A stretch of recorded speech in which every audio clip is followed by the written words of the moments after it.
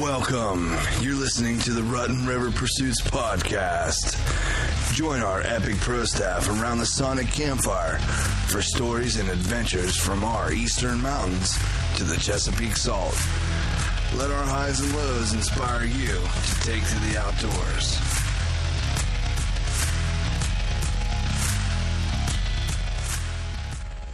Hey guys, you're listening to the Rut and River Pursuits podcast. We're gathered around the Sonic Campfire. I don't know. Easy for you to say. I don't know what to do with my hands. I'm freaking out. Out with it. We have an epic, super fun. I mean, if this turns out to not be fun, I'll eat a Stromboli. You're going to eat one anyway. That's quite I was going to eat one anyway.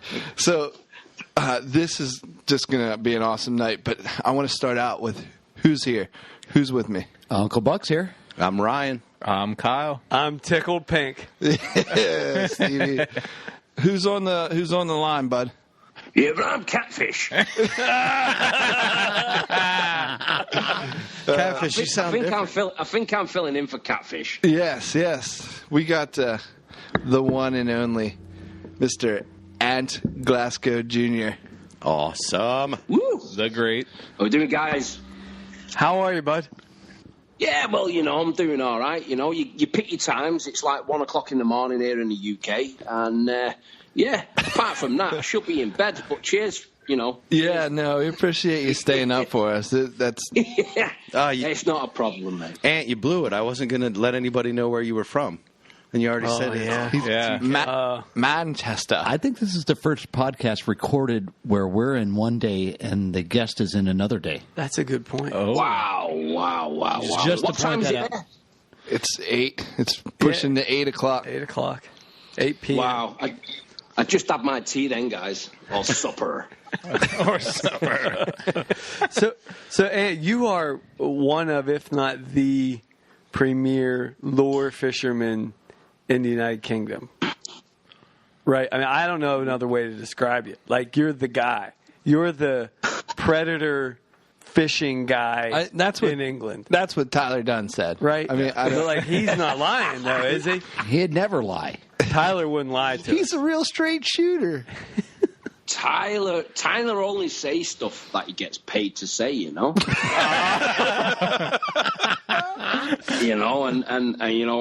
leave a horse's head in his bed if he didn't say that sort of shit. Good to know. No. No, I'm just a guy that goes fishing, and I'm just a guy that goes lure fishing. Fortunately for me, it was rammed down my throat at a very early age. I was making jerk baits when I was like 5 years old and stuff, and that in the UK is it's like unheard of. Yeah. Well, crazy stuff. Well, let's start off. Take us back. I think there's a story where you were 6 years old and you got a boat for your birthday. Is that right? That's correct. Yeah. My old fella, God rest his soul. I grew up in a real rough part of the UK, a place called Manchester. And my old fella, he was always into fishing, and he wanted me to sort of get into something and not follow these routes, getting into gangs, getting into all sorts of trouble, and so metal music. He bought me. Well, he bought me a boat. He bought me a boat. I'll never forget it. I've got the pictures there to prove it. He bought me a boat, and he says, "There you go, son. That's yours."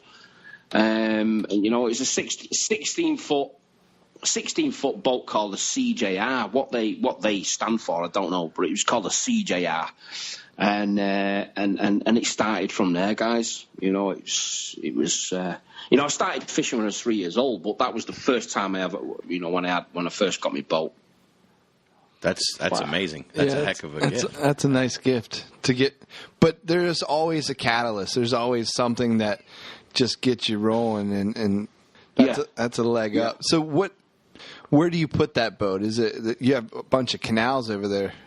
In my understanding. Yeah, my dad sort of fell out with freshwater fishing. He the politics, and there was just too much sort of like bull crap involved. So he pike fished and zander fished right up until, I was 3 years old. And then he decided to sort of like hit the coast and do and spend all his time on the coast sea fishing, and so he and then because in the UK you need licenses and you need permission, you need all this crap. So the old fella just thought, I worked too hard to go fishing for someone to tap him on the shoulder and say, "Excuse me, mate, have you got your ticket?" And the old fella was like, "Well, I don't need that. I don't need that crap. I work too hard." So the old fella, because on the coast you can do what you want. You can go wherever you want. You can use what rods you want, as many rods as you want, and you don't need this permission. Excuse me. So the old fella, he kind of fell out with freshwater fishing, and that's where he introduced the fishing to me. He'd done a bit of pike fishing with me, and then we just hit the coast. We were fishing for sea bass or bass, on cod and stuff like that. And he spent most of his time underwater because he was a professional diver as well. So, wow. so he got to see all the blueprints of the underwater world. And then he was, he studied a lot of how the behavior of a lot of the fish that he wanted to target. Then he started to design lures and make lures. And then big, huge companies, without mentioning the names, was copying his ideas, and it's been a bit of a roller coaster, And then I got my first boat at a very early age. Yeah, it sounds like it's in your blood. I mean, that's awesome. And you got it. You also have been putting together and building lures as well. Yeah, I was doing, woodwork at, when I first started. We call it secondary school, which is like the big school. So I was designing and sketching up drawings and stuff as baby pike and things like that, and putting hooks on them and casting them out, which I've still got. In fact, I'm going to put a picture on Facebook tomorrow. Some of these bolster lures that I was reinforcing and designing when I was like, 12 years old, 13 years old. Wow. So yeah. And then I was using them because in the UK, lure fishing was unheard of. You had to make your own stuff. We were very limited, and we weren't like you guys in the States where. Because you guys are so forward with this sort of artificial lure fishing, Fortunate for me, I had friends, in the South that were introduced to me, sending me things in parcels and packages when I was a young kid, I started drop shot fishing. I don't know how popular it is with you guys, but drop shot fishing in the UK was unheard of 7 or 8 years ago. But I was drop shot fishing in 1993, 94. So I learned off the guys that were crappie fishing and largemouth bass fishing and getting stuff sent over to the UK. I was making my own lures out of silicone. Which is pretty cool, Absolutely. So a lot of jigs, a lot of. It sounds like everything. It sounds like you're just everything. Yeah. We didn't have the equipment back then. We didn't have the jig heads. We didn't have the weedless hooks. We didn't have all the Texas style fishing. We didn't have all that sort of stuff. So we had to, myself as a kid, I was looking up to people like Kevin Van Dam and Gary Yamoto. And a friend of mine, he's a big musky fisherman now, Bob Macy-Comer, a top guy. I was watching all these videos. I was learning how these guys was fishing because the people in the UK, it just wasn't sort of, it just didn't sort of, I don't know, I wasn't interested, apart from two guys who ended up as really good friends of mine who were really, really amazing fishermen. A chap called Mick Brown, he is Uncle Pike in the UK, and Europe. Uncle Pike. He's the Don, man. He is the Don. He is the godfather of pike fishing in Europe. He's guys called Mick Brown is an amazing guy, and I looked up to people like him, my dad, a chap called Matt Hayes, And yeah, so that's all we had. But getting back to the lure fishing, there was no one really lure fishing, so we had to make our own stuff, Yeah, so yeah, that's pretty cool. It's pretty cool. So could you help us understand, help listeners understand what the fishing environment is like in the UK? So is it popular? How many people do it? Just kind of a broad overview or understanding of what the fishing industry or fishing world is like over there. Fishing in the UK, it wouldn't surprise me if there's 4 million people fishing in our tiny little Britain, our tiny little country. There's people that are not working. There's people that are, disabled. There's people that turn into fishing is to change their lives around, And you'll go and get your dole money or whatever, and then you'll go and do a bit of fishing, or I don't know how it works, but fishing in the UK is probably number 2 sport. We've got football or soccer, as you guys would call it, and then we've got fishing because, I think golf isn't as popular, but there's a lot of people fishing, from politicians to music to actors to everyday people. You'd be surprised who's fishing. Fishing in the UK over the past, as long as I can remember, the past 25 years, fishing's got really big, People, it's their escape. It's the working class escape. You're getting guys who are working, or women. There's a lot of women in the UK now that are fishing as well, which is really cool. I'm a big supporter of that. Sure. And they're finishing the shifts or whatever on a Friday night, and then they're going fishing Saturday and Sunday with their husbands or their wives. So, but fishing is, from what I've seen over the past 20 years, has got huge in the UK, which is cool. Is cool. You mentioned pike. You mentioned zander. What else are people fishing for over there? Well, one of the big traditions in the UK, and I really don't see why. It's just not my cup of tea. But people are targeting carp, and carp fishing in the UK is number 1. That is the most money spent out of anglers is on carp fishing. Really? And it's all catch and release. The name in the carps, like George and Pete and Arnie. Wow. That's probably the exact opposite in the States. Yeah, here. well, you guys shoot them with crossbows and shit like that, which is pretty cool. Yeah, bud. We do a lot of catch and release bow fishing. I'm just being honest with you. I'm not into carp fishing. I don't get it. It's not what I do. I've done it probably 4 times in my life. That's because I'm probably bored and there's nothing else to do. I was so bored I went carp fishing. We call them Ryan. We call them Ryans over here. Do you guys eat carp? No, we don't eat carp. No, we don't eat carp. All catch and release. We talked to some guys in do, Eastern Europe, and they have it in the supermarkets there. Yeah. They have them in the supermarkets, mate. We've got Eastern Europeans here, and you'll walk around at Christmas time, and there'll be a 15-pound carp on the slab. Wow. It's like Christmas. To me, that that doesn't mean anything because it's just a goldfish to me. But at the end of the day, the carp, whether anyone likes it or not, they don't belong in the UK. A story has it they were brought over by the monks, and it's disgusting the way pike have been treated because pike, they're a prehistoric creature. They've been here since the glacier age. Carp is number 1 in the UK, when I personally think pike should be number 1 in the UK. Here. Amen.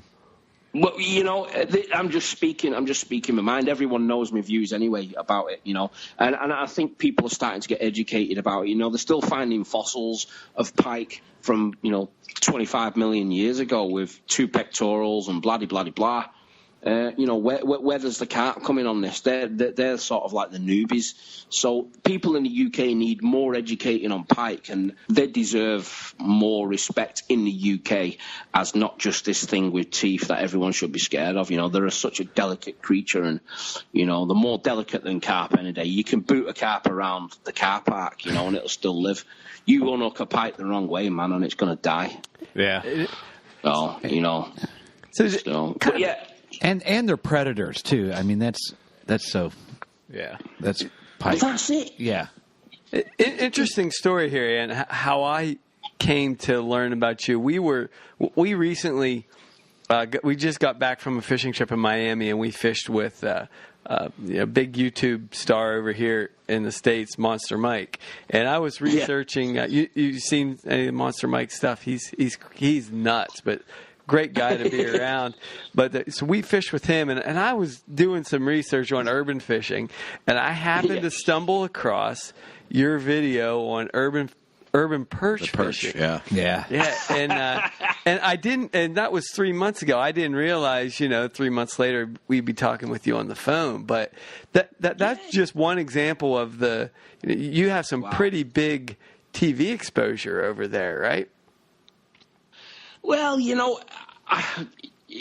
I started. You're being too humble here, bud. You just come right out and say it. I mean, it's 1 o'clock in the morning. It's 1 in the morning. You Throw humble out the door. I'm a big deal over here. You can say it.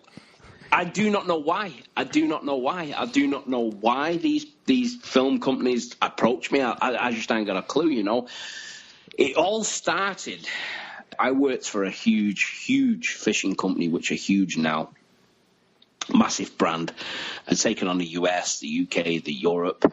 I don't know whether I should mention the brand, but anyway. Yeah, go ahead. Throw it out. We're not beholden to any. We don't. Yeah, well, they're a good brand. They're called Savage Gear. Yeah. I had a lot of input in there. I had a lot of a serious lot of input in that brand. I worked for them guys for 12 years. And I just had enough and just parted on good terms. I just left on good terms. But anyway, getting back to the filming, we're talking about 2007.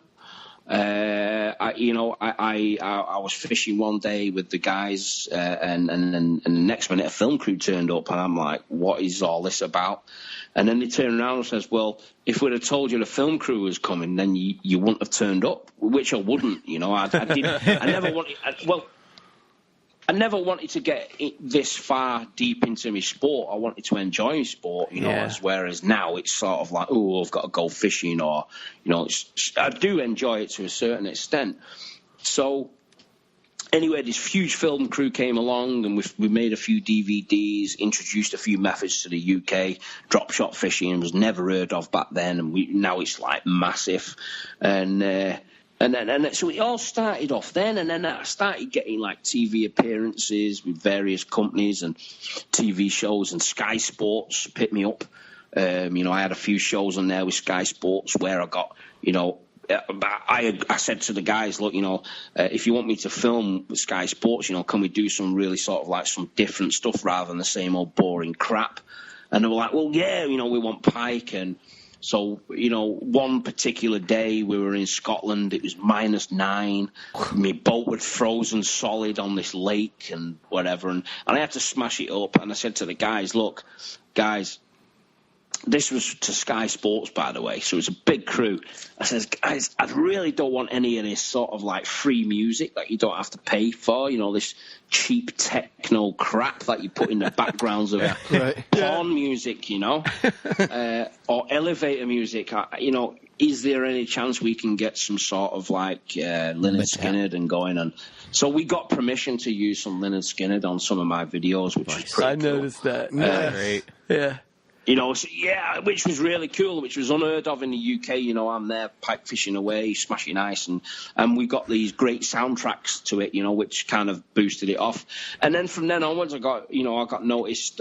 Some, lady found me on YouTube, and she says, "You've got a cool, unique voice, and we want to use you on the BBC." The BBC in the UK is huge. It's the main terrestrial TV. Yeah. And they were like, "We need you on our TV show, The One Show." And so all these these bits of filming jobs came in, and so it's been pretty cool, you know. Yeah, that's crazy. That's wonderful. It seems like you've had kind of a lot of awesome opportunities with people that just were very generous with their time with you, and I mean, starting with your father introducing you, like it's crazy how you basically progressed just by fishing, pretty much. Yeah, I mean, by being yourself. Yeah, by being yourself, and you basically had people come up to you and say, "Hey, we want to have you do this. We want to have you do that." Like it's crazy. You're living the American dream, Ant. In the UK. You know what, guys? I'll say it now. I'll be honest with you guys, and everyone says it. I was born in the wrong country, man. You know, I'm walking around. I'm walking around with trucker hats on and Leonard Skinner vests. You know, drinking a Budweiser, sat on my porch, singing "Blackberry Smoke." You know, that is just totally unheard of in the UK. You know, I made gumbo last night, and then jambalaya this morning. I'm not.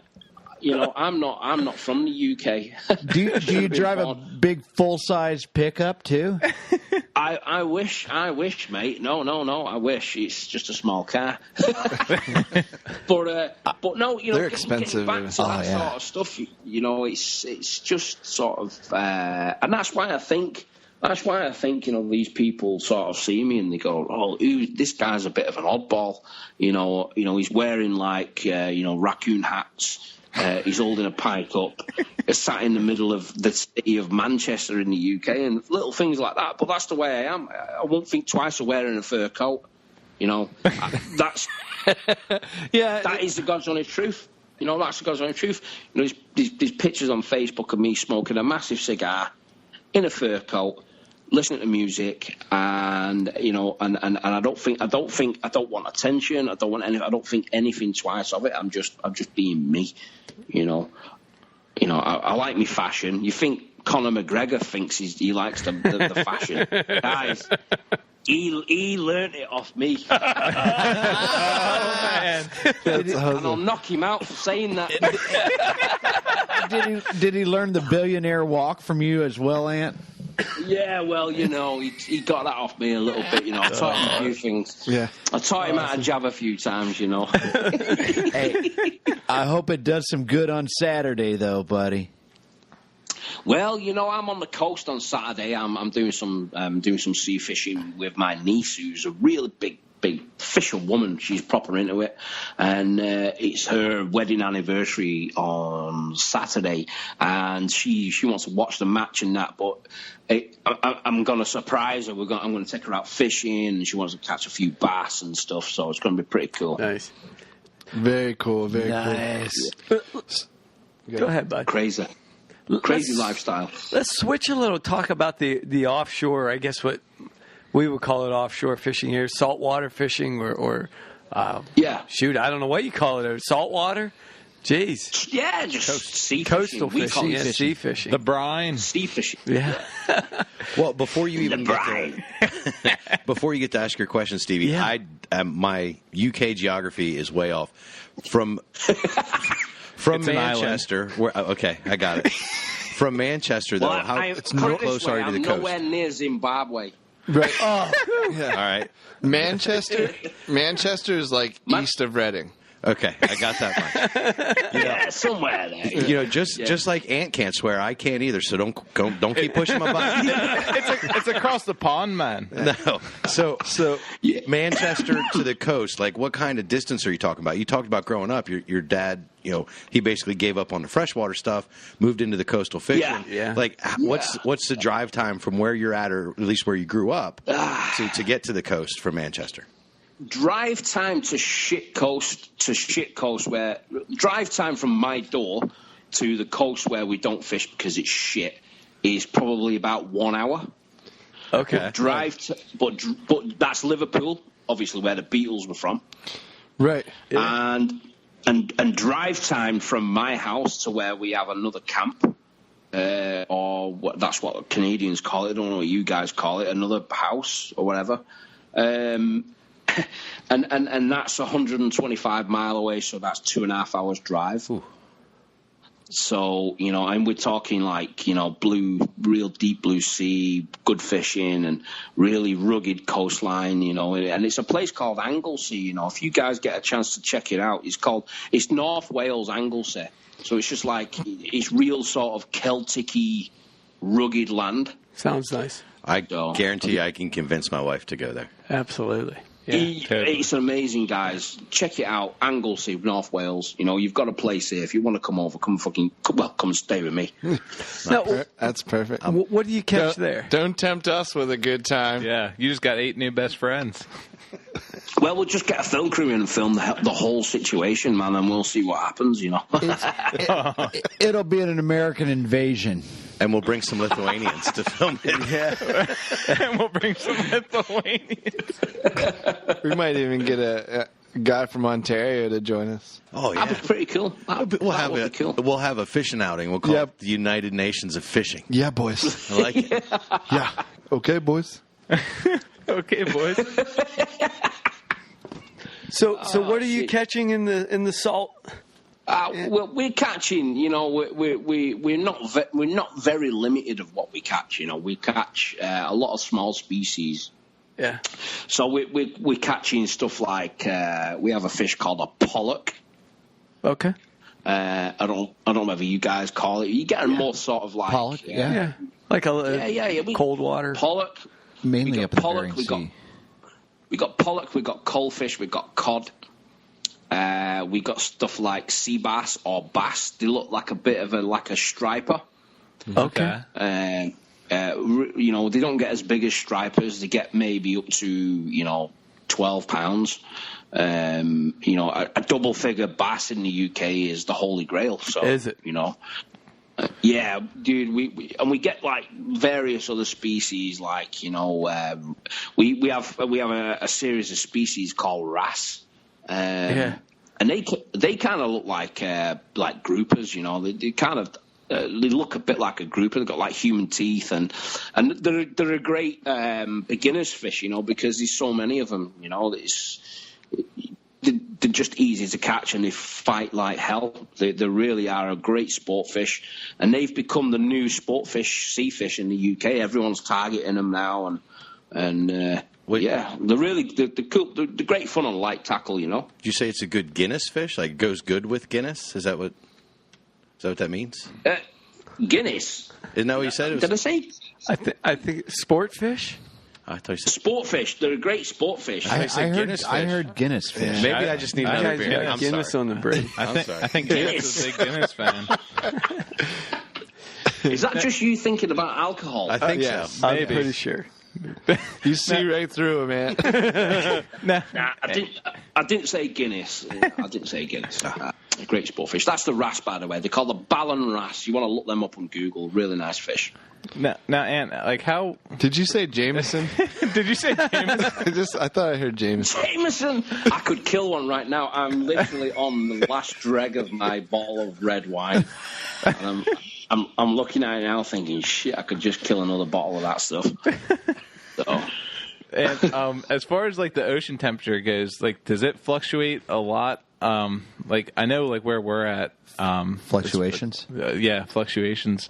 I know like where we're at, like on our coast, like the ocean temperature varies a lot. Like what's the temperature like over there? Does it vary a great deal throughout the year? Or does it stay fairly consistent? No, it does definitely drop. It does definitely drop. Fishing becomes harder. Whatever it drops to, I don't know. It obviously varies, but we've got various thermocline, whatever you call it, currents that strip through, especially where I fish. And then all sorts of crazy species of fish turn up that shouldn't be there because they're getting mixed up. They're following the wrong currents, and getting back to the sea bass or the bass that I target. The best time for targeting the bass because they're an amazing sport fish on those, and they're very big in the UK, is around about probably from now right up until Christmas time, so December time.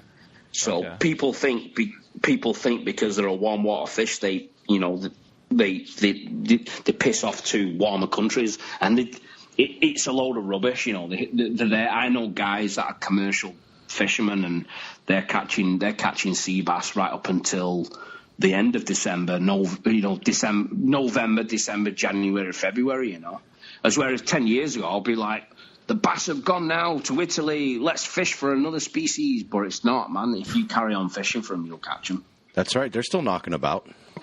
Yeah, they're definitely there. You're killing it. I had to get it in there. I mean, you're killing it. Like I know a couple of pieces of slang. I'm gonna throw them in when I can. Yeah. Ryan put on his knickers for tonight. And correct me if I'm wrong.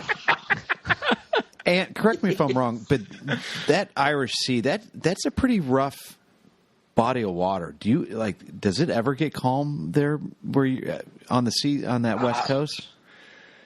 You know what, dude? It honestly, for instance, yeah, I was there last week. I was there with my mum, and we was there. We've got this holiday house, and we could not come out of that holiday home on the coast for 7 days because we had hurricanes, we had hailstones, we had snow, we had rain. The sea was like 40, 50 mile high fucking waves or whatever. You know, it was unfishable. It was horrible. And that was on the Sunday, and then on the Monday, because it's got a right mind of its own, it was 4 mile an hour winds, and there was everyone that I knew that was out fishing after we'd come home. Wow! So that particular spit, if you look at Wales and you see Anglesey on the map, you've got this little tiny island. It's just got its own little ecosystem, world of its own. You know, you can't rely on the weather on the news, on the TV. If it says, if I'm watching the weather now and I want to go fishing tomorrow, and it says 90 mile an hour winds tomorrow, you just have to get up in the morning and check for yourself, because you can never rely on anything. So it's a real good surprise, you know. So you wake up in the morning and it's like 2 mile an hour winds. You get out there fishing and make the most of it, because if you don't, then you ain't going. You know, anything can happen. Yeah, anything can happen. I got to ride on a boat or a ship from somewhere off the west coast of England to Dublin back in 1988, and that was not a fun ride. Because it was one of those 55 mile an hour wind days, and it was rough.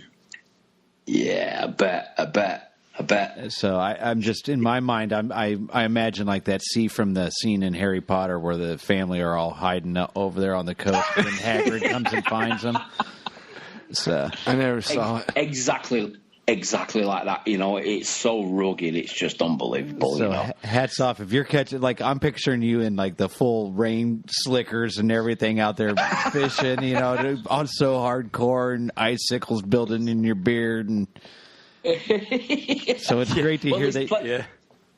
There's plenty of pictures on Facebook, so if anyone's listening now and you're thinking, what are these guys talking about? Look me up on Facebook, and there's various pictures on my Facebook page of all sorts of, you know, big waves, real remote, you know, typical British English sort of weather fishing, you know, and just check it out, because we haven't got it easy, you know. We haven't got it easy. The fishing in the UK, from the little island we've got, you know, the pike fishing and all sorts of stuff. I think we do all right, considering the water we've got. You know, I was fishing a lake in Canada, obviously Superior, and that is like you could fit England in there about 5 times, I think. But like you bring it with like the perch you're catching. Those are some nice humpback perch. They are, and I like to eat perch. I mean, they're a good eating fish too. Oh, they're delicious. And hardcore. That, I mean, get one with a nice hump back on it. That's a slab.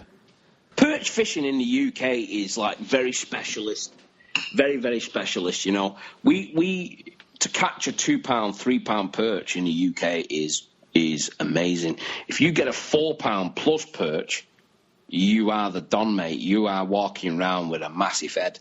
And if you catch a 5 pound perch, then you are the king. you know, which are very, very, very, very far. I've never seen a 5-pound perch. That must be. I heard they'll knight you if you catch a 5-pounder. Really? Queen herself. I'd like to see the Queen dub him Sir Ant Glasgow of Manchester. We'll start a petition for it. I know where they are. I know where there's some clonkers in the UK. You know. I was. There's a bit of a story here. You know, about a month ago, I was catching. You know, I was targeting big perch. You know, I was getting 2-3 pound fish, and then I hit a perch probably about a quarter of a pound. We weigh everything. Right.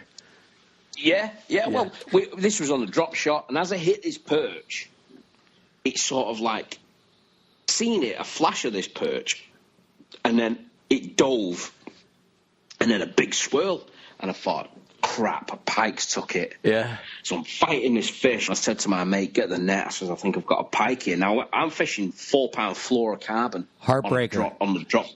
Yeah, on the drop shot. That'll break your heart. My bum was twitching, you know. It was winking. My bum was like a blood. Honestly, mate, it was like a blood orange. I was like flickering away there. And I thought, shit, am I going to land this fish? So I'm like, my mate, I says, Rich, you better get the net because I've got a decent pike on here. Anyway, it comes up and it was a massive perch. And this perch was over 4 pounds. Wow. Maybe 5 pounds. And what had happened was it took the small perch that I'd hooked on the drop shot, but because it had swallowed the perch that I'd hooked, the perch that I hooked had swallowed the hook, and there was no way I was hooking this big perch, and this perch has sort of like regurgitated this sort of like perch in front of me, in front of the net, and just thought like shit, I'm gonna get netted here. And this perch was a size bigger than an American football, man. It was huge. Whoa. It was huge. So we've got some. We far and few between. You've got to know where to go, but we've got some big perch waters here, you know. And like I say, you know, I've nearly smashed the UK record. Well, I've nearly smashed the Scottish UK record twice. Wow. A long time ago, but you know, we've got some big perch, you know. And it'd be good to get you. Yeah, I was in Canada and I was fishing a place called Brace Lake. And I got up one morning and I'm messing around, you know, and the Canadians, you know, their biggest perch, you know, if you catch 1.5 pound perch over there, you are, you know, the queen, you are the man. Right. Yeah. And I was fishing away and I hit this perch, and I use pound perch for live bait, or I used to do back in the days. And, you know, I don't do it now, by the way, but back in the days, you know, back in my teens, it was quite brutal. And I hit this perch and it was nearly 3 pounds. This is like the biggest perch we've seen in like 20 years. I caught it before we'd even started filming. I caught it, you know, on the dock. It was hiding under some boats, and I was using a tactic that I was using in the UK, and all it was just casting a small jig head out with a little shad on and just twitching it back really slow, letting it sink, twitch, letting it sink to it, and it just went whack. And I thought it was a walleye, and it was a big perch. So, wow, that's tactics, crazy. different tactics, I suppose. Well, while you're telling stories about you know, memorable fishing trips, tell us about the biggest pike you've ever caught over there. Wow.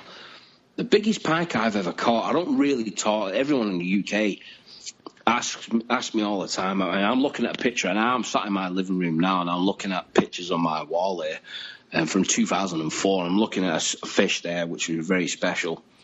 That no one's ever seen. It's not on Facebook. It's quite a very private fish that I wanted to keep it off Facebook because it was very special to me. You know, I getting back to, you know, is her name Wanda? Around yeah.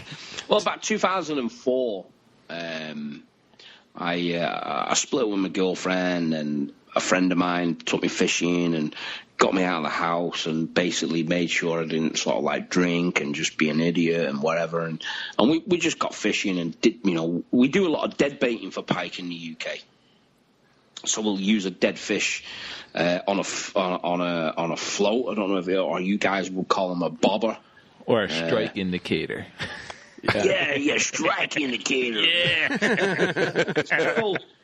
So we'd put like a dead fish under this, like on a weight, and just cast it in and just watch for this strike indicator float just take off.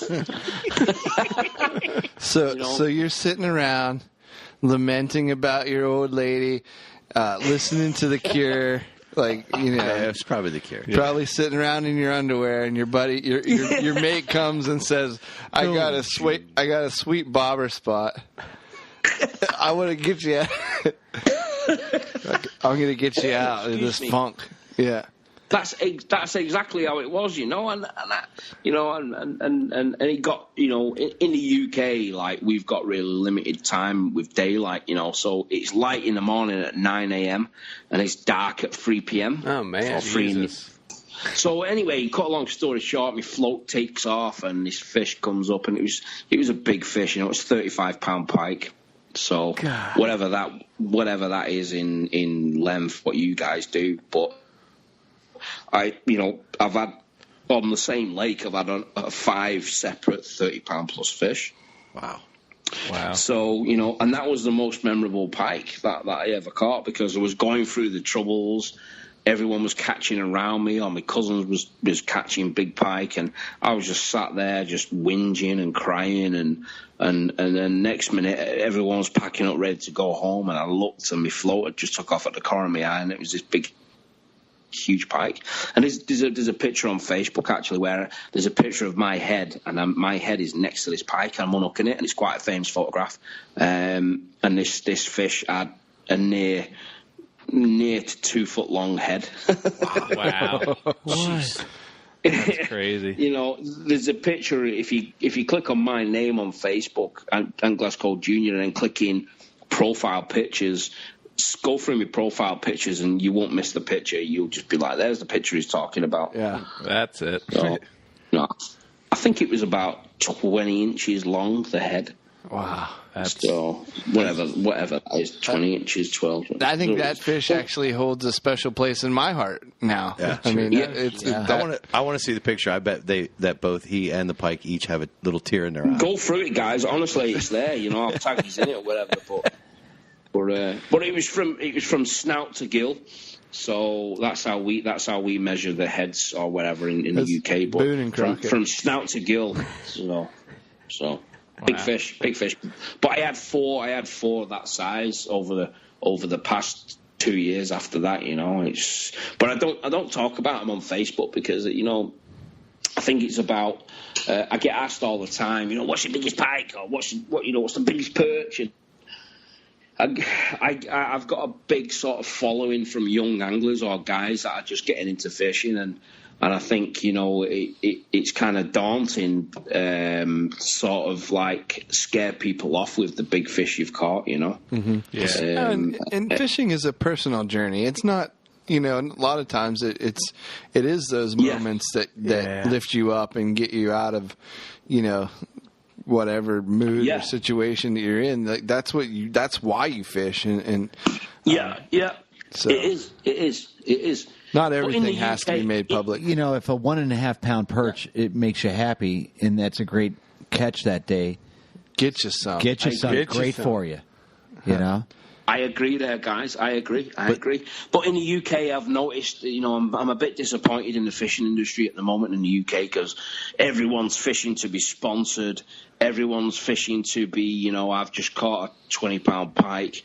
I want free gear, and no one's working for the sponsorships. No one's working for this, and they just want instant stuff, and that's not the case, I started off from A, and I've worked myself up to B, and the guys now that think that they can just jump straight to B after going fishing after a week, they've not been brought with it, they've not been taught off the parents, and it's kind of winding me up a little bit, but and these are guys who are not helping people out like kids and stuff. These are guys that are selfish and just want to be like sort of like Kevin Van Dam's of the fishing world, and unfortunately it doesn't work like that, But there's a lot of backbone, there's a lot of hardcore shit that goes along with it, But people see Kevin Van Dam now and don't understand that Kevin Van Dam has probably had a life very similar to yours, Ant, where you've been doing it now for 32 Forever. years and you're 35. Yeah. So do the math. And you've put literally a lifetime into the industry. Yeah. A whole lifetime, dude. You know, I can't. There's been blood, sweat, tears. There's been fallouts. I've lost so many friends over the whole situation, you know, and, you know, family members, and, you know, and there's been good times, there's been bad times, you know, and it's been an absolute roller coaster, you know. I'm in the middle of writing a book at the moment, but, you know, it's going to take another while. I've been writing this book now for about 4 years. Really? Yeah, and you know, it's not got a name, and I've not got a publisher yet, but, you know, there's a lot of home truths in this book, and you know, I know I've got a lot of people shitting themselves over it because they're thinking, oh my God, here we go, what's this guy going to put in this book? But at the end of the day, you know, it's the truth, and that's, you know, one guy said to me before, he said, he put on Facebook, he says, you know what, Ant? He says, you're the most honest person. He says, there's that many.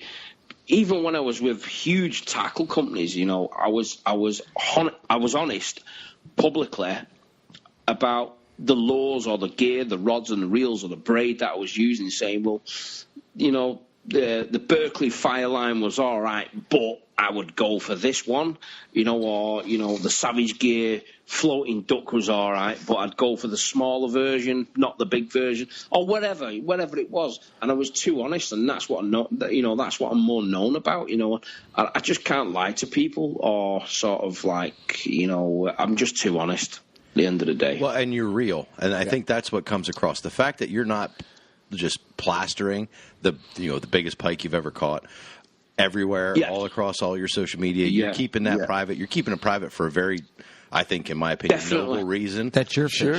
But even what he pointed out too was that, you know, he doesn't want to make it feel daunting for new fishermen coming up. Like, oh my gosh, I got to catch one this big if I'm going to keep up with Ant. Like, I agree. He's doing it for a very noble reason, and that stuff speaks to us. It comes across, so don't think it's lost on anybody. And I like to pride us right now on Rut and River on the fact that we're finding these guys and we're talking to these guys that everybody we're talking to, these are real guys, like, and gals, because we had gals on last week. He puts his pants on one leg at a time. Yeah, like just like Stevie does. You know, they're not putting it on a show for any reason. This guy's catching all of these massive fish in a Motorhead shirt. He's and with a glorious beard. And and he looks a lot like me. You sent that picture out this morning, Will, and I was like, "Is that me? Wait, is that him? Wait, is that me?" There's a striking example. He said the same thing. He said, "Is that me?" What's that word? Doppelganger. Doppelganger. Yeah, could be. I'm going to shake your hand because you're my doppelganger. We're going to meet one day. Before we move on, I just want to interject here. We had interject away, bud. We had a similar conversation a few weeks ago about deer hunting, about bucks, and how we almost buck shame hunters. Like, well, is that a 120? Is that a 150? How many points? And that's not what it's about. No, not at all. And it's about going out there and doing it and sharing that and living the life. And it's not about hanging on the wall. How do you get past the how do you pack a whole week's worth of fishing in like 30 minutes, or a whole day and a half worth of filming in the 30 minutes? I think that's one of the hardest things. I think is lost on the whole game, the whole TV brings is that it's not 15 minutes, 5 fish in 15 minutes, and then a commercial, and then another 10 more fish. It's not? Yeah. I mean, that's how it is every time I go out, but maybe you should follow me. That's because you fall asleep after 15 minutes, Ryan. Oh, that's right. I'm dreaming. That's when I take your bait. And what's a fish that on your bucket list? What would you really want to check off your list that you have not caught and gotten tied? Probably a carp. Carp. Pennsylvania carp. Carp. Nah, you know, guys. I've had a fascination with, fishing for muskies since I was like 5 years old.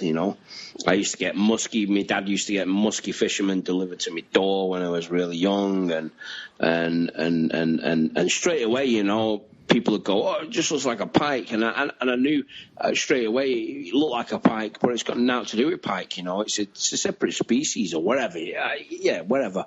And it's a beautiful creature, and I've had this fascination since 3 years old with pike. And I've always wanted to catch a muskie. I've never caught one. I've fished for them. I've seen them. And I've had them coming up for top waters. That's good enough for me at the moment. There's not many people in the UK that can say that. I shared an experience with Tyler. He'll tell you himself. We were launching a boat on this lake. I can't remember the lake. And we were somewhere over in Canada somewhere.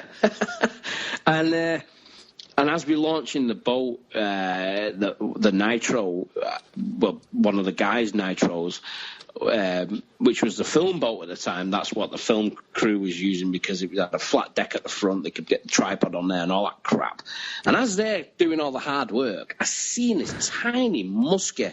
It must have been about 12 inches long, Wow. And it was definitely a muskie. It was not a northern. It was not a northern. If I'd have caught that, that would have been me. Yeah.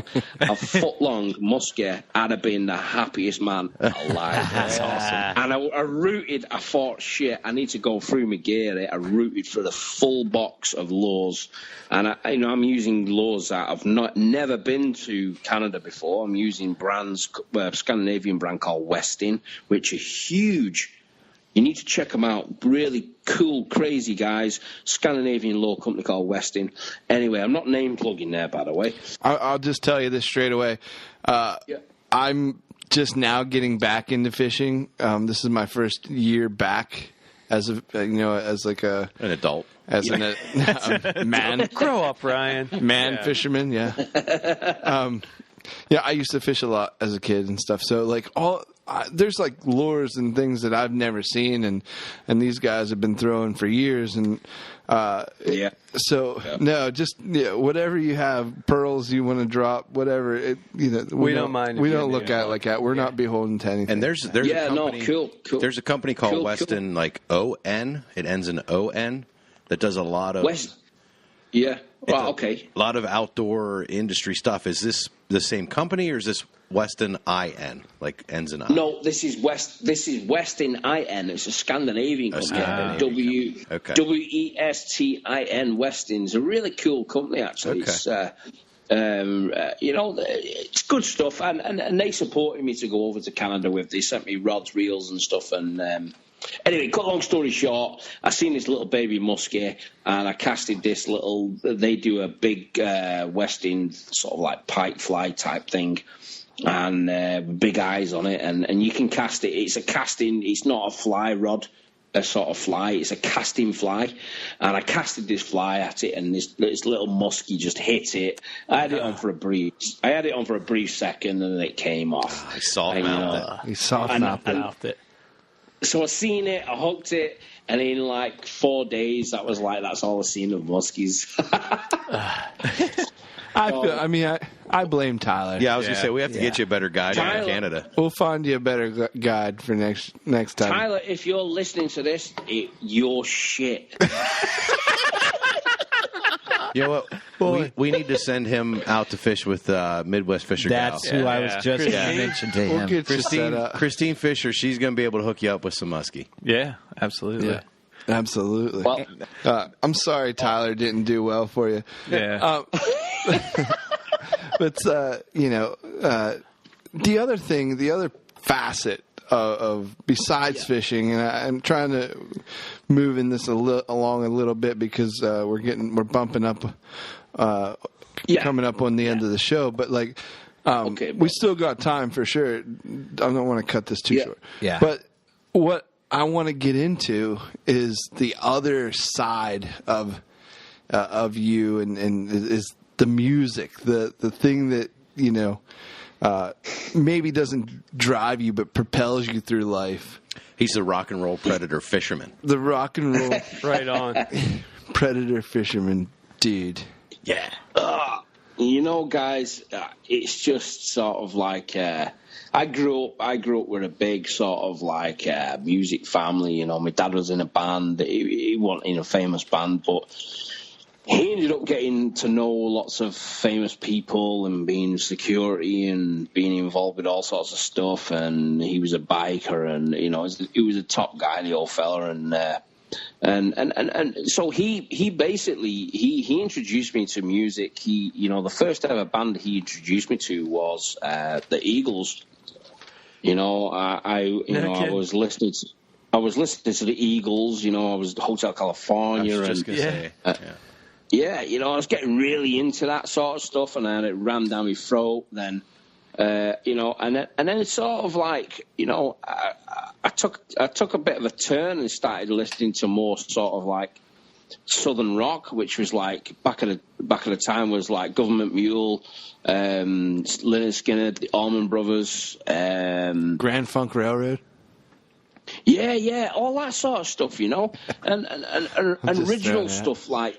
Yeah, and then I'd look into sort of like the deep sort of like getting into that sort of where it all originated from, like getting involved with like John Lee Hooker and sort of like original blues music and and then music was sort of like my escape from fishing, and then I met all these people.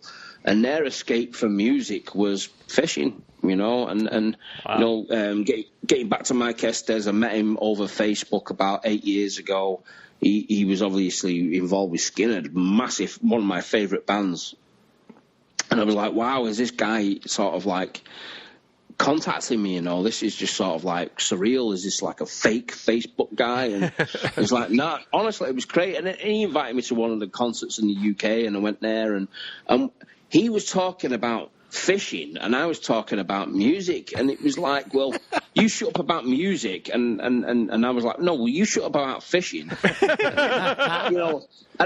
that's how it was, that's how it was, and then I ended up meeting all these people, these actors, and all this stuff. And there's a friend of mine, I won't mention his name, but he's involved. I'm not name plugging, by the way, because I won't mention his name, but he's in the new Justice League film. And he plays a big character in the Justice League, and he stayed here right where I'm talking now, on the couch that I'm talking to you guys, and he slept on it. And he's a massive fisherman. He could have stayed in any hotel he wanted to, but he stayed in my 200-year-old cottage in the middle of the UK. No kidding. He's a really good friend of mine. He was in Zero Dark 30. He was in a film called The Bank Job with Jason Statham. He was in quite a lot of films. Huh. He was in Invictus with Morgan Freeman. So he's a top guy. And he stayed here, and he's massively into fishing, And this is the kind of like shit or the stuff. Was it Morgan Freeman? It is Morgan Freeman. It was, wasn't it? Morgan Freeman. Yeah, well, I wish. Ant I was trying to think of somebody that's in that many movies. Ant Glascoe Jr. was my best good friend. One time he put me up for the night.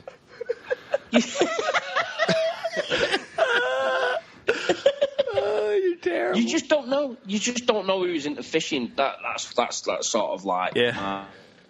Phil Collins might even be into it. You just never.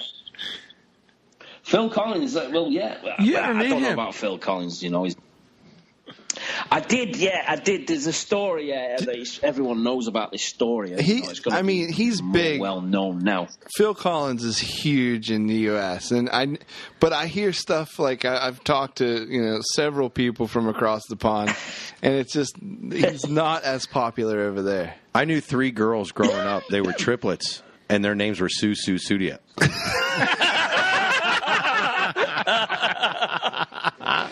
I got a name. I got a number. Phil's all right, but he has to duct tape his sticks to his hands now because he's sort of like can't play anymore. So he's sort of like gorilla glues his sticks to his hands and then plays the drums or whatever. But he's like that wind-up monkey. That, I was going to say the guy from Def Leppard. No, you can't. Too soon? That happened over 30 years ago. He's got one arm. It's not that too soon. I knew a guy that went to Halloween as that guy. He just carried one drumstick and tucked his arm in one sleeve. Come on. He did. That was back. I believe you, kind of. Oh, shit, these guys are having me in stitches. That's if you're listening, everyone. Especially you.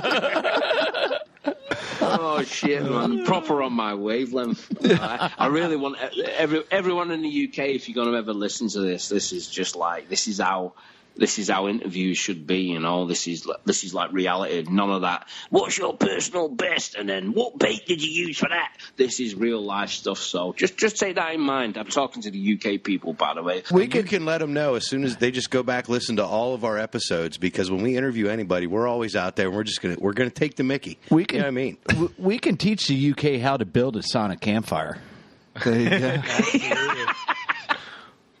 There you go. Oh shit! So, guys, I swear to God, this has got to be like I've done a lot of interviews in my time, but this has got to be like one of the most sort of like fun one that I've ever done. So yeah, and it's like talking to about 5 Bamajeras as well. You're absolutely sure you weren't born in the U.S. Yeah. Next time we do an interview, you need to grab an Amish dude off the streets and drag him in so I can have a chat with him, because that'll be pretty good. you know you want to go rock? Well, Papa. You know what's interesting? When I was growing up, crap. I enjoyed listening to the bands that he was living with, just like he was listening to the bands that I was living with over here. I loved The Who, Pink Floyd, Def Leppard. No. Yeah, Led Zeppelin. Led Zeppelin. Britney Spears, Kanye West. Just classic rock and roll. I heard the Biebers from over there. Oh, God. Right. Yeah. Yeah. Classic British rock and roll. Yeah. Which I must admit, you know, that's one thing that we are good at is classic rock bands. No, unfortunately. Which Jimi Hendrix did you like? The Seattle one or the British one? I kind of like the Seattle one. I think he's pretty much straight away. He got popular in England. Yeah. Well, he was born in Essex, apparently. Really? Yeah, I don't know how true that is. It's probably a load of crap. That's bullet. You can say that here. I think that doesn't. We don't even know. Yeah, we have to bleep out bullets, right? Sure what that I don't even. Yeah. I say it all the time. You might as well just said marigolds. That's a load of marigolds. But you know, literally, I've got, as I'm looking at my TV screen now, I've got the Who on pause, because when you guys phoned me, I was listening to Tommy, can you hear me? I had a bit of Tommy on. His name's Ant. I've got my favourite Why would you album. ask him that? Who's Next? Who's Next is probably one of their best albums. My favourite song by the Who's Barbara O'Reilly. That's an amazing track. You know, that song comes on, it's like, you know, it's just like, you know, Stop everything. Yeah. amazing. It's just like hairs on the back of your neck. What about Rush? You know, it's what Rush. I don't mind Rush. I like, Rush is just all right with me. Well, yeah. I'm not really into that prog scene, but I like 2012 or 2112. Yeah. Sort of like the rock opera style, no singing. But You like the apart Scorpions? from that, I like the Scorpions. Yeah, I love the Scorpions. Nice. Skid Row. You know what? Music. The Ramones. My music varies from punk to classic rock to, you know, a bit of Beethoven maybe. Yeah. You know, You touch on it every once in a while. You just kind of. The Kinks. We'll agree on the Kinks, right? You know, Ray Davies, an amazing guy. You know, Ray Davies of the Kinks, an amazing guy. He's got a song there called Ape Man. I don't know if you've heard it. I love that song. It's an amazing song, you know. Every time I go to have a shave, I play that song and it puts me off from having a shave. You need those. You need those every once in a while when you get weak, you know what I mean? But I might have to play that song on repeat for me. I hear that.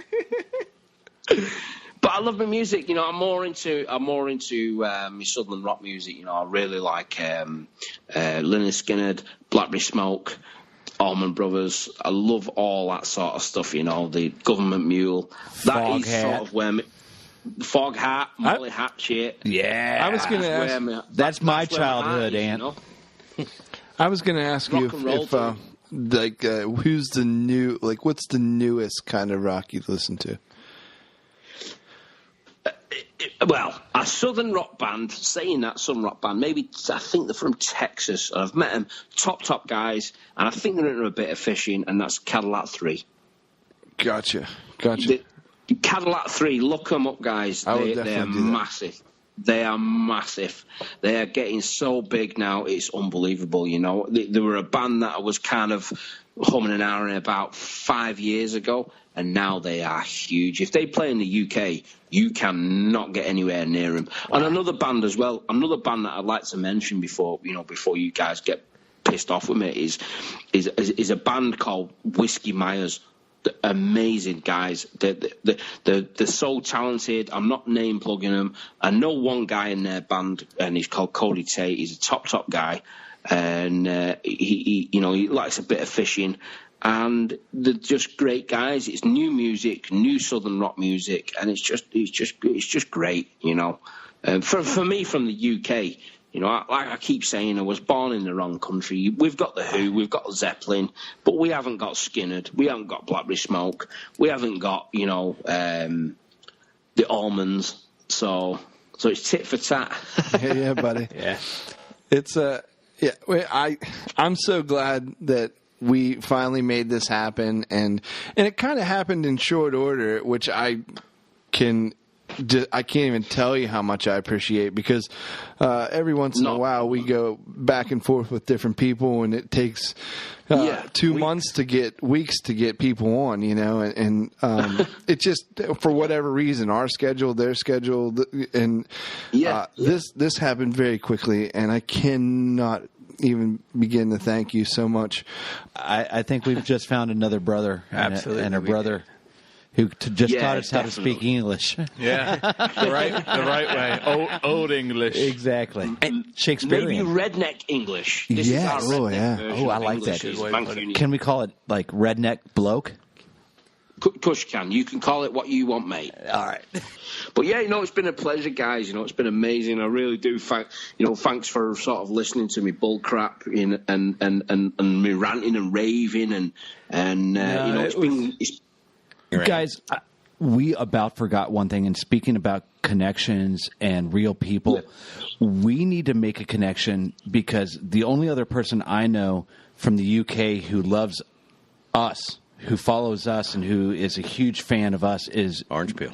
Neil Orange Peel Endicott, out of Northumberland, Cumbria. somewhere in England. He's north of you. Northumberland, is that Northumberland. no. That sounds about right. 2 hours from me. 2 hours from me is not that far. Not that far. Yeah, we love Neil. He's the best. He's a great guy. So now we have two great friends in the UK. I had to throw that out there and make that connection, guys. That's cool, that dude. You know, I've never heard of the guy, to be honest with you, but I'll certainly look him up, you know, and to have these contacts, you know, at the end of the day, you know, we might live in a different country, and you know, but you know, at the end of the day, we're all like hunters, we're all fishermen, and you know, we all talk the same talk, you know, we all share the same sort of stories, we all get excited about the same sort of stuff. So, you know, it doesn't matter. When I went over to Vegas, man, you know, I was with Kevin Van Damme. I spent a bit of time with him talking about the stuff that we're talking about now, and he was mesmerised with that sort of stuff. you know, which was crazy, you know, mental stuff. You know, I'm there doing a live demos of flicking frogs under lily pads for pike. And these guys are standing on stage flicking frogs in cowboy boots, big buckles and cowboy hats, man, and caiman shoes and boots and shit. That's my kind of stuff, man. I love that. I love that kind of stuff. That's like right up my street. I'm there in my Converse doing these shows, and this guy's there in these 10 grand alligator shoes, like doing demos. But he was just a fisherman. You know, and the same with Bill Dance. What a top guy, you know, what a top guy. And we were all just, and I'm there talking like I am now from little old Britain. And these guys, they loved it, you know, because they thought I was like some sort of alien, but I was some geek. But at the end of the day, I was doing stuff that they're doing, you know. They're chasing largemouth bass, and I'm chasing big northern pike. Well, no, but they're hearing the same thing we're hearing, and that's somebody who's being real. Yeah, like that's 100% it's picking up, brother. I mean, you're 100% on fire because you're real. Yeah, and if anybody has any problem with the English. You know, translation, give us a call. You know, I'm kind of fluent a little now in the English to English translations. So, you know, if you're not getting it, just give me a call. We'll get you up to speed. Yeah, I'll send them your way, brother. I'll send them your way. Talk to you lot. I won't like to mess with you lot. I've seen pictures. He doesn't carry that chainsaw everywwer. Don't worry. That's a girl's chainsaw. That's a girl's chainsaw. Zombies and shit. And how can people reach you? You know, going forward, what's a good way to get a hold of you, or just to follow you, and every day? The best way to follow me, I haven't got any private pages, you know, or anything like that, websites and stuff, because I feel there's no need for that sort of stuff. You know, if you want to get me, you know, get me on Facebook, Ant Glascoe Jr. I've got a few family members in there called Ant Glascoe, but look for Ant Glascoe Jr. and that's how you will find me, with the JR at the end. You know, I'm a father's son. He was Ant Glascoe. I'm Ant Glascoe Jr. I'm the original Ant Glascoe Jr. So just look me up. Get me up on Ant Glascoe Instagram. Angler. Ant Glascoe Angler, yeah. Ant Glascoe Angler Junior, whatever, Ant Glascoe Jr. on Instagram, and just look me up, man. If anyone's got any questions, or fishing in the UK, or music, or whatever's happening in the UK or Europe, just give me a shout, guys, or whoever's listening to this, because, you know, I'm not the type of person to ignore people. I get to everyone. I make time for everyone. I get 100 mails a day, messages a day, you know, and I make time for them sort of people, you know, and which I think is important, because if you start ignoring people, then it gives you a bad name. You know, I got ignored when I was a kid, when my dad couldn't be there for me to help me out, and I was on my own, and I wanted to borrow a hook or wanted to tie a hook, and I was, you know, in the UK, the anglers at the time were horrible. So, you know, there's no room for that now these days. Everyone should help each other out, and that's what it's all about. You know, it's about encouragement. So if anyone's got any questions, just find me on Facebook, give me a call, and you know, Bob's your uncle. Give us a shout. You got it. Absolutely. Awesome. Yeah. Thank you so much, man. Yeah. No, thanks for the opportunity. I really do appreciate you. You know, you talking to me, and you know, and yeah, thank you. Yes, sir. It's been an absolute pleasure, guys. Thanks, Ant. Appreciate it. Everybody. See you, man. Keep on cracking on. We just hung up, and I want to call back. What a bloke. Yeah. Let me tell you. I know, and he is awesome. Super guy. We say the same thing every week, but I think in the middle of this interview, I was thanking the good Lord for letting me be a part of R2, just so I can talk to all these interesting people, and how thankful, like every week, we invite somebody so interesting in. It's an adventure. I don't even have to leave the state, my locale, to feel like I've gone somewhere. I've learned something. I took a trip, And we're completely great trip. blessed, and it's awesome to share Absolutely. our interactions with everyone. So, what did we learn? That Ryan has an absolute twin. Yeah. I'm going to visit him. Yeah, there's no question. You know, the thing about him that got me is he not one time did he let on about his popularity over there, and that I think is really the driving force that makes him so popular. You said it during the interview, Stevie. He's painfully humble. Yeah. It was that's what makes him so endearing. Endearing, yeah. So that was really Awesome. all our pleasure. So Yeah, absolutely. So, guys, you got anything new for the week? I mean, I could start, but I don't. I mean, just start. Just Go ahead, start. bud. Just start. I want to hear about it. I caught a catfish. You did? You did. I thought you already had one. Is he okay? Oh, like the fish. Yeah, he's fine. He's doing fine. He's in recovery. Where'd you catch him? No, what bait were you using? What are GPS coordinates? I can't exactly. Let me tell you exactly. Where exactly? So tell us the story, bud. So last night, first time out Susquehanna, the Wounded Knee hole produced again. Nice. No, on a school night, nonetheless. On a school night. Normally, it's a lot. The water levels are a lot more cooperative, and we've been catfishing for a month now. Yeah, it's been a rough summer. Yeah, and but here we are. We're getting ready to start hunting, and we haven't really been catfishing. So we made it happen last night, and you could tell that these fish they hadn't been fished. Yeah. Like they were just knocking rods all night long. They were ornery.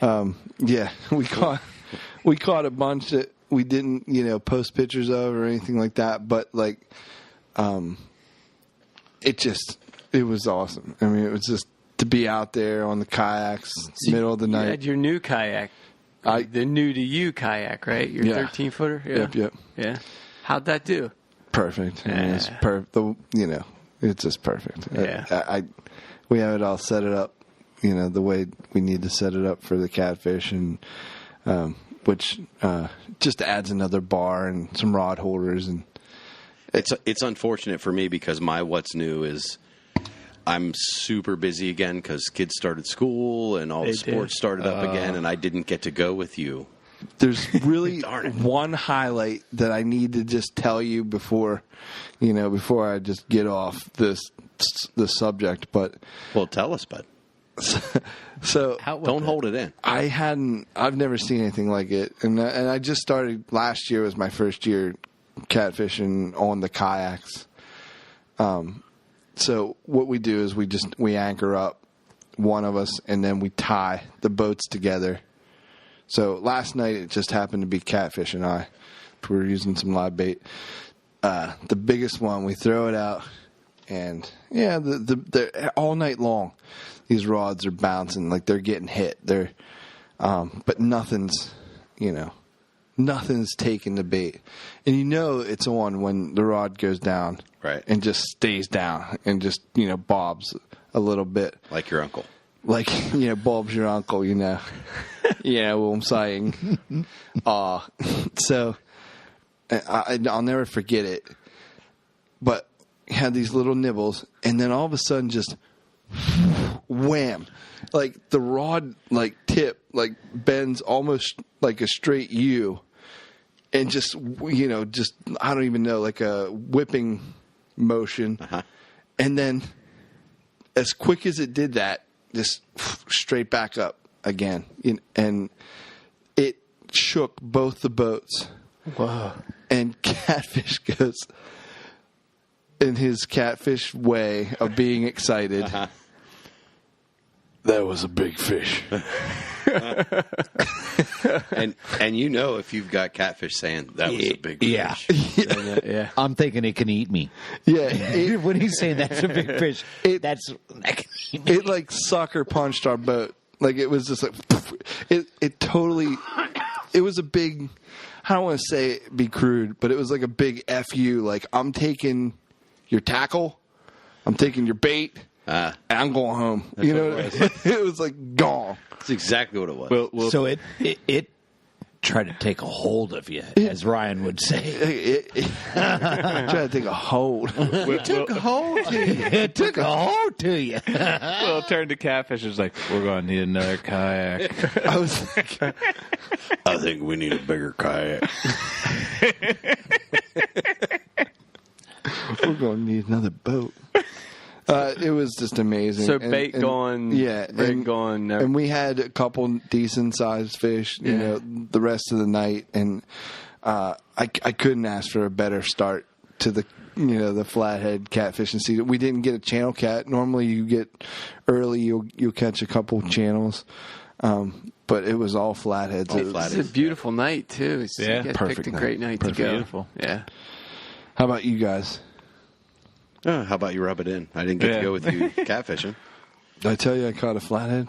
Yeah, I think we. Awesome. Well, I've been out for a little while. Yeah, you're just fresh back from paternity leave, right? Yeah. R2 just let me come back off of paternity leave. Well, I called HR and I was like, "How much Enough's longer? enough." Yeah. Can I let this guy out?" He's fresh out of short-term disability. Yeah, they told me I had to stop milking it. So It's getting ridiculous. Yeah, I know.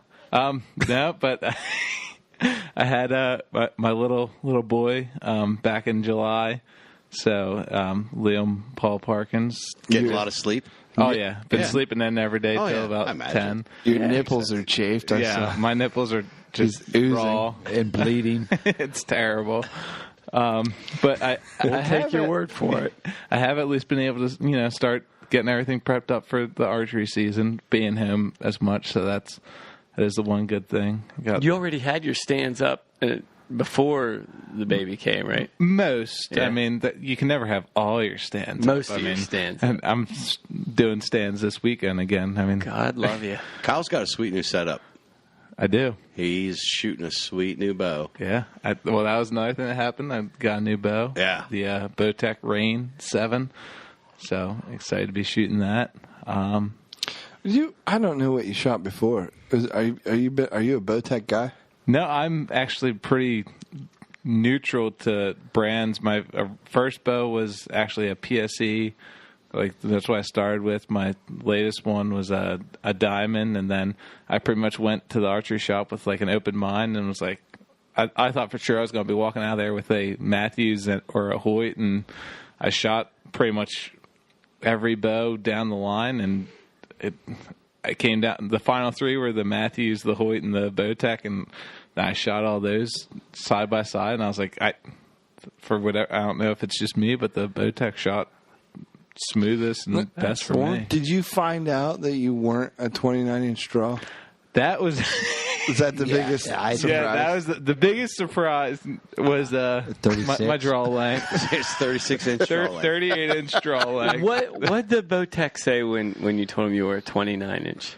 Well, He laughed. He actually laughed at me. He's just like, "Really?" I was like, "Yeah." It's I a long get that a lot story. from people when I say I'm a 29. But yeah, now I'm actually shooting a bow that's the right draw length for me, so that feels good. Makes a difference. Congratulations. It does.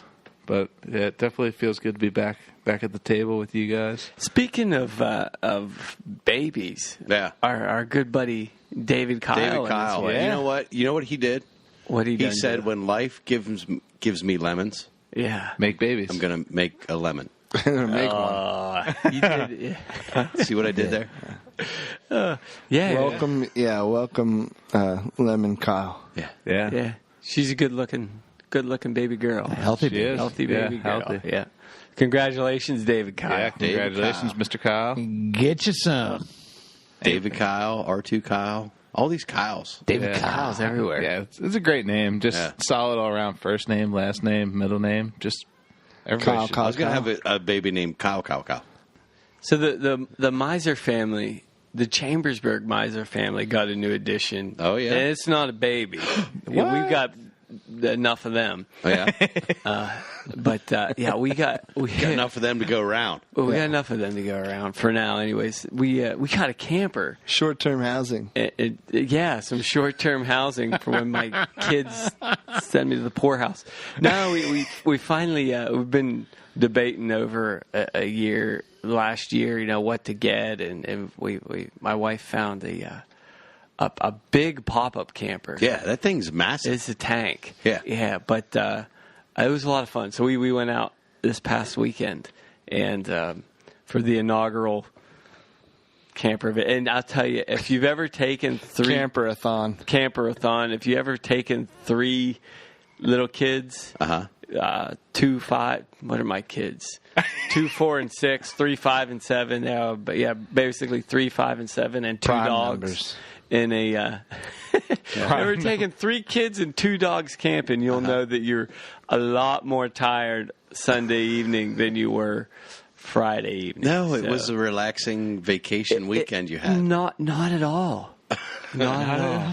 But I did want to ask you, in that picture that I saw of your new camper, off to the right-hand side over your picnic table, there was like a awning type screened-in thing. Was that something you brought with you? Yeah, that was something I brought. That's impressive. Me. Yeah. If you're gonna do it, you did it right, buddy. Yeah. So there's like a small it's just room over top of the picnic table there. Yeah.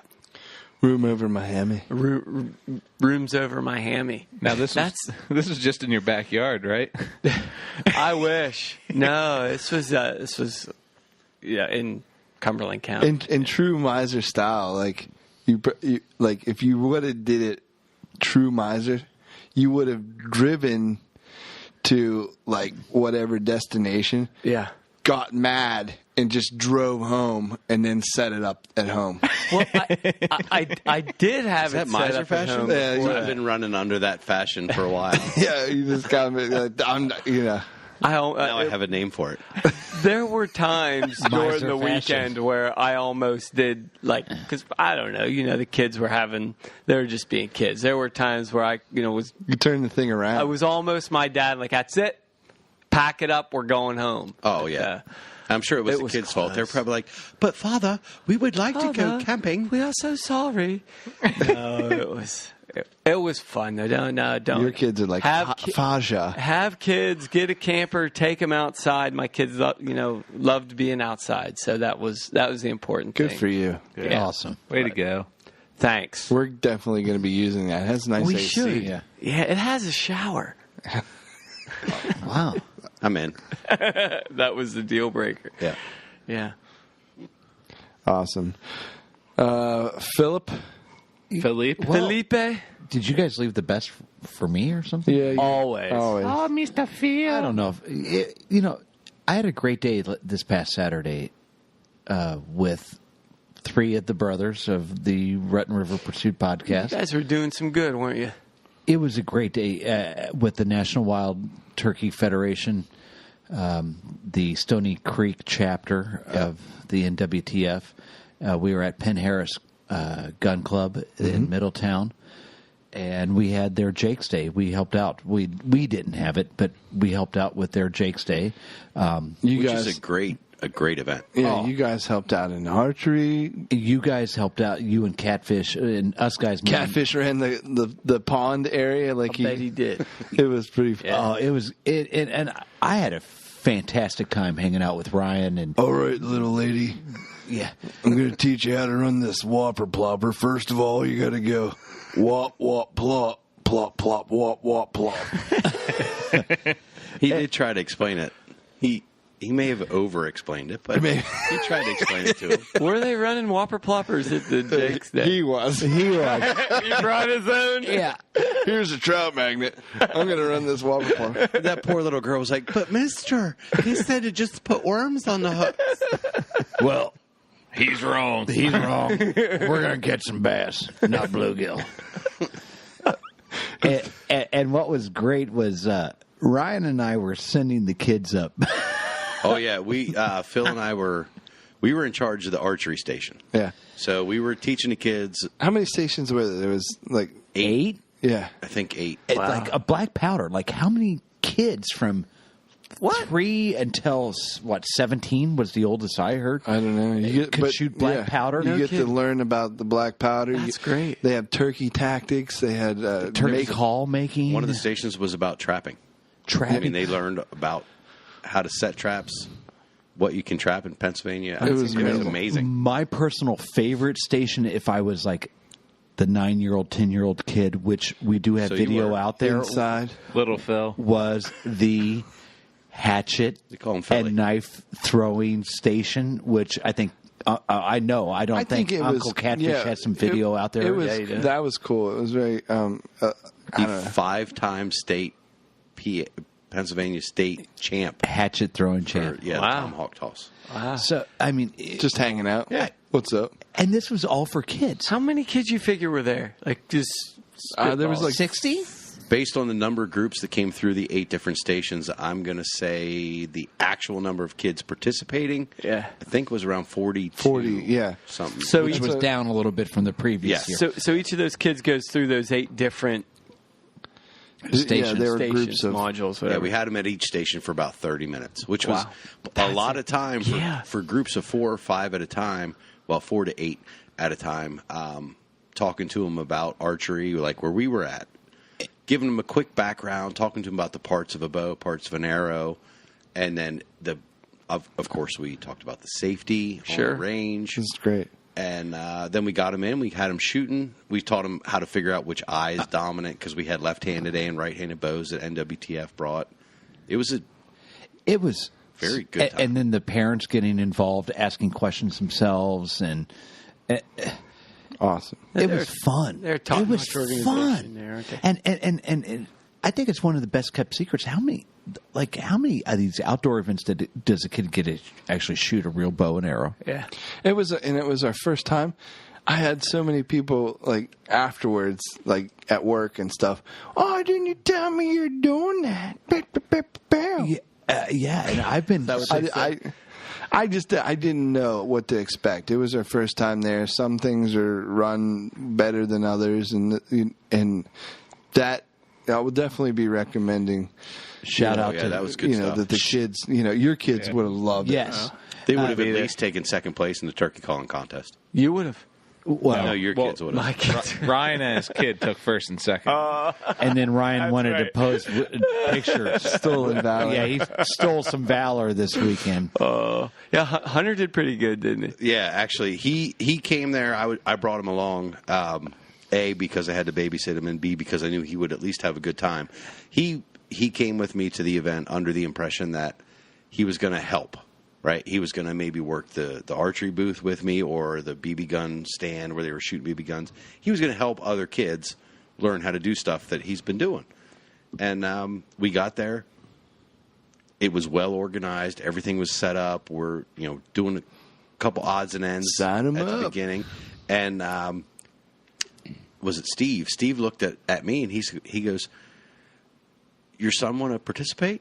And I was like, "Wow." Well, he was going to help me out. He goes, "Send him through. He needs to see all of the different stations and stuff. Just have him participate." Steve's great. So yeah, we signed him up, and His daughter gave I don't know, maybe he was a ringer. Hunter because her shirt for yeah. that day. Like just Now I feel bad actually talking about it. Maybe we were he was a bit of welcomed a like ringer. as family. I mean, That's great. He's an R2 kid. I mean, Well, he is an actual Part of the R2 crew. by that, but he's never run. I can honestly say this: he has never run a box call before that day, and that was the call that they used for the Yeah. calling competition. no, it was major opportunity for the kids to just suck it all in. It was really great. So He did make a friction call. They had a stand where they were, or one of the I stations. saw that, They yeah. were making handmade friction calls. Unfortunately, my son's got lost. I don't know where it is. yeah, why would you? I wouldn't tell him to look at my turkey vest. But his is lost and never to be found again, but it's a hell of a friction call. Yeah, unfortunate. Yeah, It's a shame he lost it. hopefully he gets back next year, folks, for Make a new future one. reference, that's Hunter Madera. He's the up and coming box call maker of America for turkey. Quite possible. Making box calls great again. What else did you feel? Anything else cool in the woods? Well, out in the woods, it's funny. You should ask out in the woods. I got to hang out with you. Why is that funny, bud? Yeah. Like funny how? It's not funny strange. It's funny ha. Or like hee, like giddy. Will and I took an adventure, Tuesday night? Oh, you did. We did. And we got outdoors. And We had to get, I seriously feel behind on all things whitetail. Like now, Ryan brings it to my attention that deer's coming. I'm in total fishing mode right now. I'm like, hey, by the way, guys. I know you caught like a big, peacock bass, and also I was just going to say, you're still sleeping with the fishes. one of the bigger flatheads of the year. I think that's probably how I presented it to you. That's something like that. That's what you said. So where were you guys? Where exactly? get out Do you with want it. the GPS?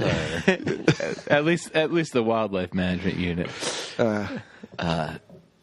There's a number and then a letter. Was that our dove spot? Number and It's next to the dove spot. no, that's a squirrel spot. Yeah. Anyway, so we did some deer management, doing some brush control, and set up some trail cams and stuff. The usual stuff. But like Getting ready. I was just, it's hot. We're out in the side of the mountain And it was humid. it was familiar. You know what I mean? Like it's been a little bit. I should be in the woods a lot more. That's kind of snuck up on. I mean, that's really. Yeah. So just doesn't the next seem couple possible. weeks are going to be, we're going Busy. to start to wean off the fishing a little bit, but we're going to get. Stevie. You know what?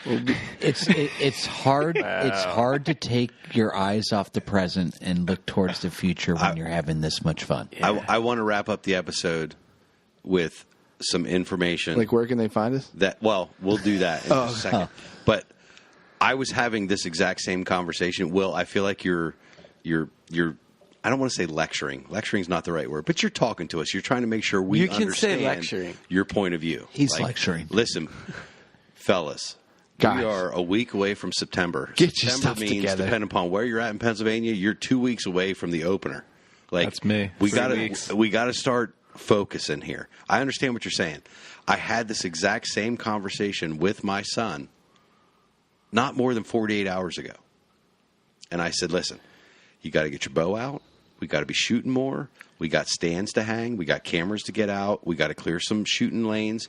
We got work to do. Mm-hmm. I said, this was right after he was talking to me about new baits he wanted to buy or soft plastic lures he wanted to start making in the basement. I'm like, listen, fishing is almost done for the season. We got to start focusing on hunting. I mean, it depends on who you talk to. But you know what he yes. said to me? Do you know what he said to me?